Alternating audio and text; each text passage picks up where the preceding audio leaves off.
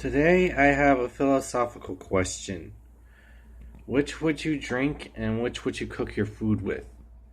I created using Bing Translator and some artistry two different symbols. One is fake water, the other is fake fire. The one on the top is fake water. It has 3/4 of the symbol for fire. The one on the bottom is fake fire. It has 3/4 of the symbol for water.